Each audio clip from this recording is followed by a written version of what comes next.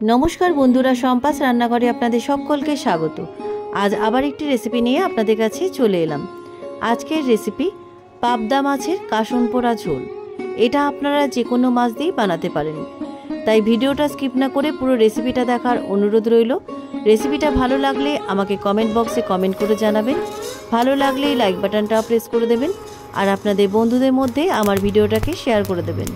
और आमार नतून बंधुदेर काछे अनुरोध आमार चैनलटाके सबस्क्राइब करे पाशे थाकबेन। चलुन आर कथा ना बाड़ी किभाबे आजके पाबदा माछेर काशन पोड़ा झोल बानाच्छि रेसिपिटा देखे नेওয়া যাক।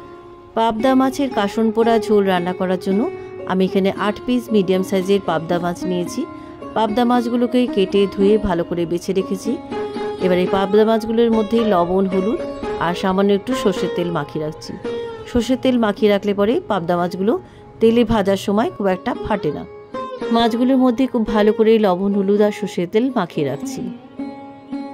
माछगुलोर मধ্যে लवण हलुद और सर्षेर तेल দিয়ে খুব ভালো করে মাখানো হয়ে গেছে।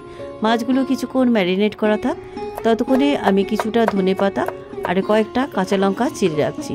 এই কাশন পোড়া ঝোলে কিন্তু খুব একটা উপকরণ লাগে না, খুব কম উপকরণ দিয়ে খুব সুস্বাদু এই রান্নাটা হয়। এবার কাঁচা লঙ্কাগুলো আমি মাঝখান থেকে চিড়ে রাখছি। ধনে পাতাগুলো কুচনো হয়ে গেছে আর কাঁচা লঙ্কাগুলো আমি চিড়ে রেখেছি।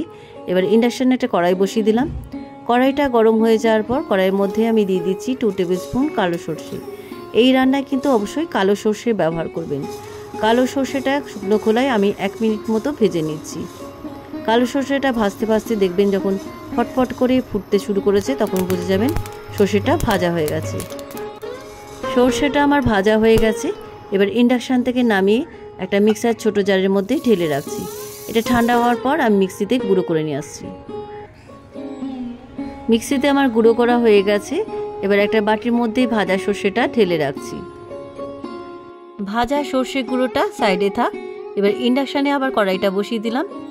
কড়াইটা গরম হয়ে গেছে। এবার মাছ ভাজার জন্য আমি সরষের তেল দিয়ে দিলাম। তেলটা গরম হয়ে গেছে। এবারে তেলের মধ্যে মাছগুলো ছেড়ে দিচ্ছি।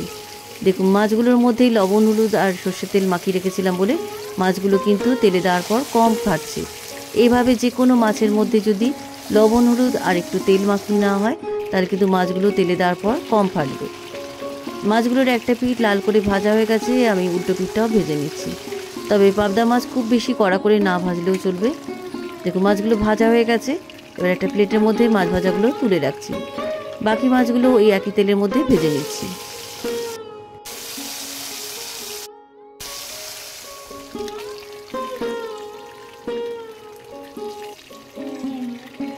সবকটা পাবদা মাছ আমার ভাজা হয়ে গেছে।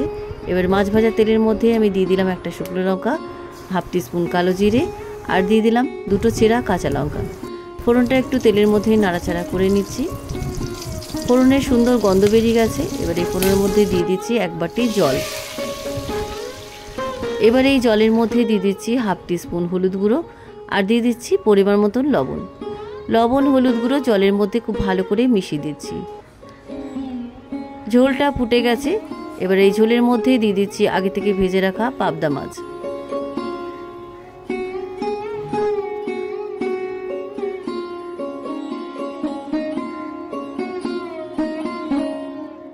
ঝোলের মধ্যে সবকটা পাবদা মাছ আমার দেওয়া হয়ে গেছে। এবার এই ঝোলের মধ্যে দিয়ে দিচ্ছি আমি আগে থেকে মিক্সিতে গুঁড়ো করে রাখা ভাজা সরষের গুঁড়ো। আমি 3 চামচ ভাজা সরষের গুঁড়ো দিয়ে দিলাম। এবার আমি উপর থেকে কয়েকটা চেরা কাঁচা লঙ্কা দিলাম। এবার আলতো হাতে আমি খুব ভালো করে মিশিয়ে দিচ্ছি ঝোলের মধ্যে। ভাজা সরষের গুঁড়ো আর কাঁচা লঙ্কাগুলো দেওয়ার পর আমি 1-2 মিনিট একটু ঝোলটা ফুটিয়ে নিচ্ছি।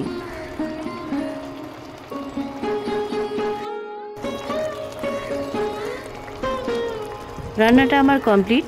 এবার নামাবার আগে আমি অল্প একটু ধনেপাতা কুচি ছড়িয়ে দিয়ে ইন্ডাকশনে সুইচ অফ করে সার্ভ করে আপনাদের দেখাচ্ছি। আজকের পাবদা মাছের কাশন পোড়া ঝোল আমি একটা প্লেটের মধ্যে সার্ভ করেছি। গরম ভাতে এই কাশন পোড়া ঝোল আপনারা যে কোনো মাছ দিয়ে বানিয়ে খেতে পারেন।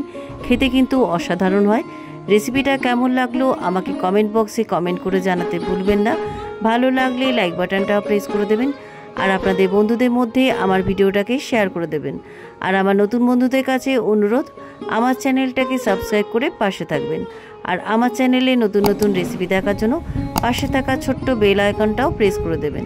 আজ তাহলে চলি, আবার একটা নতুন দিনে নতুন রেসিপি নিয়ে আপনাদের কাছে চলে আসব। সবাই ভালো থাকবেন, সুস্থ থাকবেন। ধন্যবাদ।